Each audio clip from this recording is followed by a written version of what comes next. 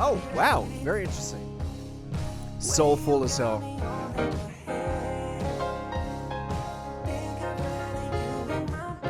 Justin Bieber dropped a new album. That is absolutely incredible, and I want to teach you guys 5 tips how I learn songs by ear. Just listening to it once and I can reproduce the song and play it on my favorite instrument, which is piano in my case. My name is Kevin Andre. I'm a professional piano player here in Los Angeles, and this is what I do on a daily basis. If you guys want to learn how to do this, stick around. My tips, how I figure out the key signature and how to play these songs. So we're going to jump right into it. This is Justin Bieber, his new song Daisies, which is absolutely incredible. We did a reaction on this channel too. Definitely check out that video. Yeah, let's listen to that intro. Absolutely beautiful song. Okay, cool.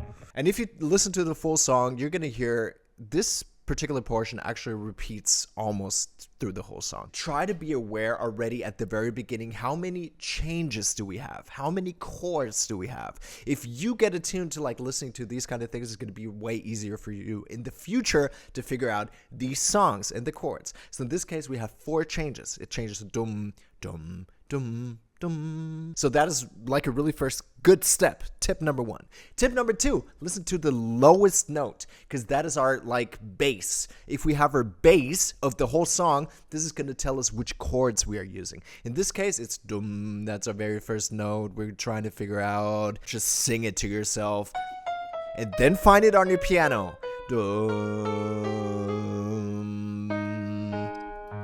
In this case, it's an A flat. You know what I mean? So this is tip number 2. Find the lowest notes. Now, do the same thing for the other chords as well, for your 4 changes. In this case, I'm just going to jump ahead a little quicker.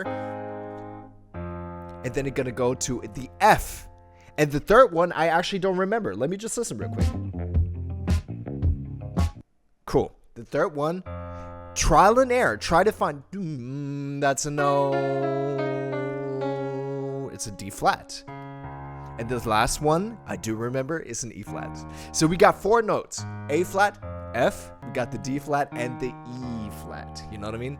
So this is your initial first step. These are your bass notes. Really, really cool. Now, our third step is to figure out, are they major chords or minor chords? If you don't know the difference, there are so many videos out there on YouTube that can teach you these fundamentals. We're going to jump ahead and assume you know about major and minor. So what I do, just for ear training, is to figure out our first note, first chord, which is A flat. But is it major or minor? We're first going to try a minor chord and hit play and see if it meshes or not. And you can hear that it clashes pretty heavily, right? So that tells us it probably is not minor. So we're going to go with the major, and it actually works pretty well. You're going to do the same thing for the other chords as well. In this case, we're going to go with the second one, which is our F, which is a little bit more tricky. So we're going to start with the minor chord. Let's do a regular minor chord.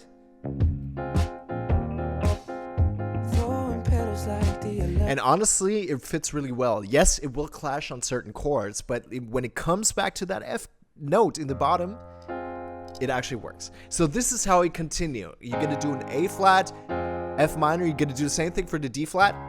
And in this case, it's a D flat major. And the last one, E flat major.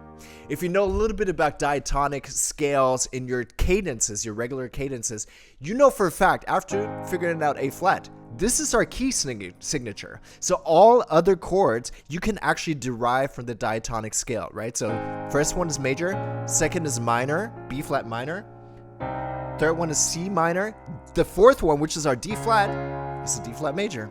Coincidence? It's in the song as well. Fifth one is our dominant, and usually it's a major chord. In this case, same thing. 6, F minor, what we already established. 7 is a diminished chord. We don't need that one for the song. And back to the tonic.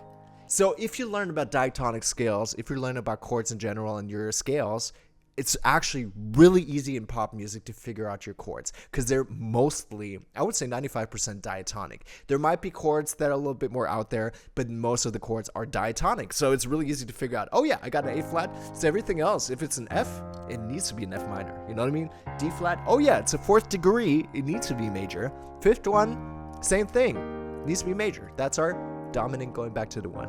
So this is pretty easy. You got to repeat it and do it over and over and over. For me, it's pretty easy because I've been doing this all my life. It's my daily job. People hit me up, can you play this gig? But they don't have no music, no sheet music. I got to listen to this, so this is what I do. This is really easy. Once you have this is really, yeah, all you need. And then you have to put it together, obviously, with the rhythm.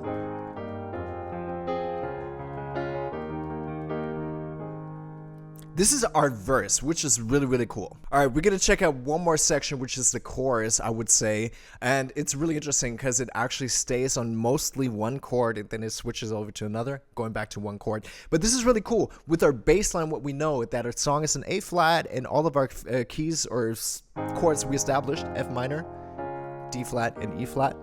We're going to listen to the chorus real quick, just a little bit of it to see what's happening.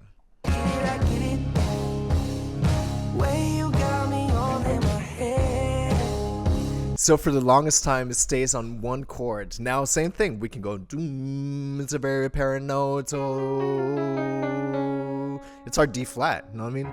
So in this case, he's playing on the chorus. He's staying there, and he's jumping to the E flat rhythm. Goes back to D flat to the E flat, but it's mainly just a D flat. In this case, because the guitar is playing and it sounds a little bit more softer, if you don't want to do a D flat, try it. You can do like a little bit of major chord. This is the sound, actually, that the guitar is playing. So it's a major 9. You got the major 7 here, and you got the major 9 as well. These are just like tensions, we call it in jazz. These are like color notes. These color notes actually help you to like warp the sound a little bit more. You know what I mean? There's a difference between this and this. And also this. You know what I mean? This is like small little details, but those help you to actually further your sound. So the more you know, the more you have in your toolkit, in your arsenal, the better and versatile player you are.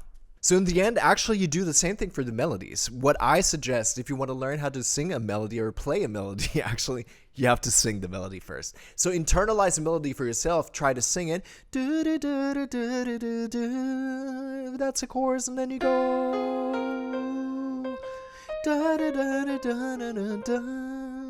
Now, the notes that I'm playing are not arbitrary. They are part of the A flat major scale, which we already said. The key signature is A flat major, so you know